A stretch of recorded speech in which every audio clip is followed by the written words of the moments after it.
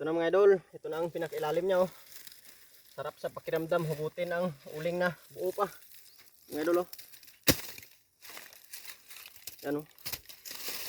Masarap tanggalin basta buo pa. Ang gaganda ng uling niya mga idol oh. Buo-buo. Parang lutong pugon ng mga idol.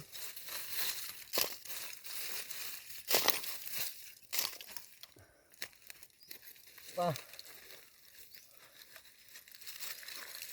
Yan mga idol oh. Ganda ng pagkaluto. Yan oh. Sabi ang pagkaluto mga idol. Saka ito pa. Ay mga idol oh. Ano? Sabi ang pagkaluto. Mga idol. Tuwid na tuwid yung iba oh. Diretso ang pagkaluto. Yung pinakilalim dito banda ay hindi naluto. Pero kung maliit lang naman mga idol, konti lang naman yan. Talaga yung the best na pagkaluto mga idol oh. Yan oh. Oh, di ba? Nalaglag pa. Hanggang sa loob mga idol. Puro talaga mga idol oh. Mga idol oh. Ganda ng pagkaluto. Ito yung mga malalaki na nilagay ko sa gitna mga idol. Football talaga ito na kaldo mga idol. Luto lahat. Mga idol oh. Ganda ng pagkaluto niya. Hinuhugot lang hinuhugot ko lang sa gitna mga idol.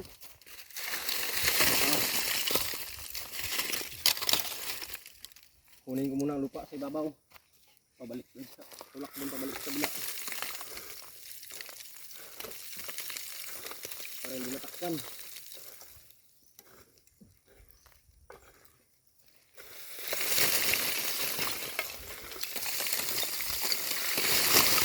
Ayan, sinibag lang mga idol. Luto lahat ng malalaki ko mga idol. Malalaki pa ng uling. Hindi talaga malulugi ang buyer nito pag ganito ang itsura na ating uling. Jackpot ang makabili nito mga idol.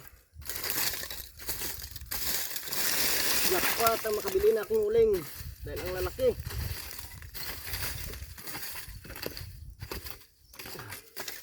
Tulad niya mga idol oh.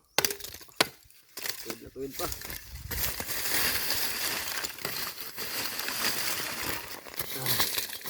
Tuwid muna sa gilid mga idol.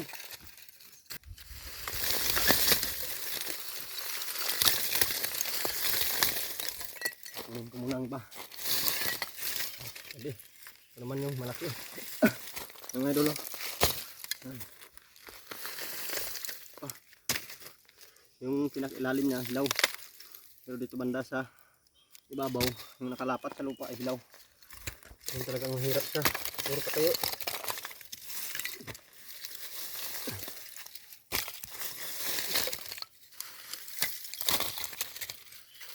Ang napakagandang uling na idol, dinadampot lang.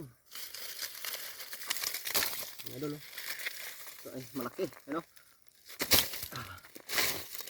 O diba?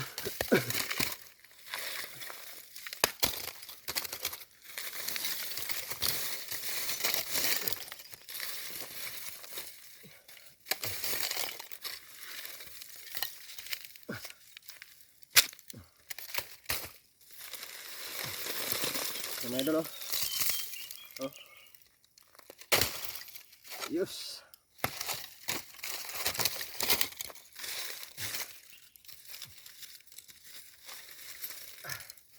Tuwid na tuwid mga idol.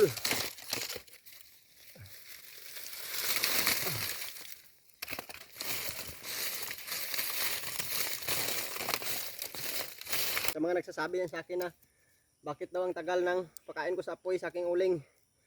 Hindi pa ako nagmamadali na maluto kagad ang aking uling. Ang hinahabol ko talaga ay ang resulta niya mga idol ay ganito.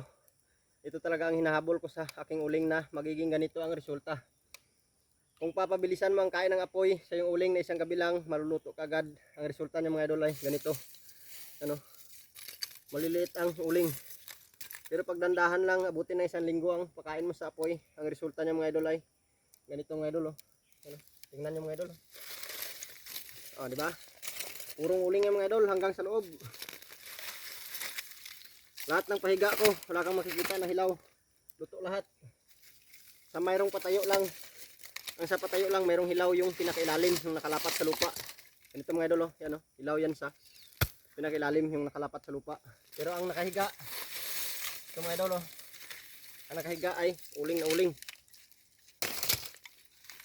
Ano? Ganda pa ng pagkaluto.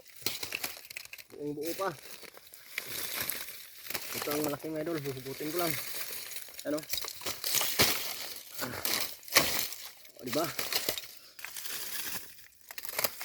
Tatanggalin ko muna ang mga maliliit.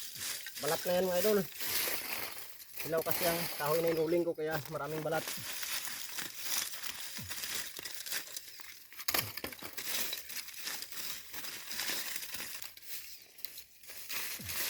O, diba? Sinibag lang. Ang ganda ng pagkaluto yung mga idol. Hindi ko lang muna diretso sa sako dahil medyo mainit pa. Baka mayroon pang apoy, masusunog lang yung sako.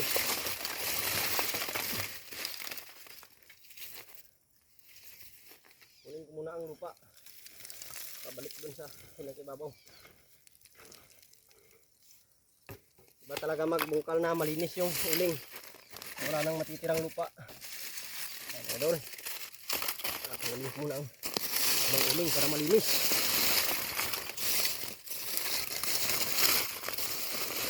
Ah.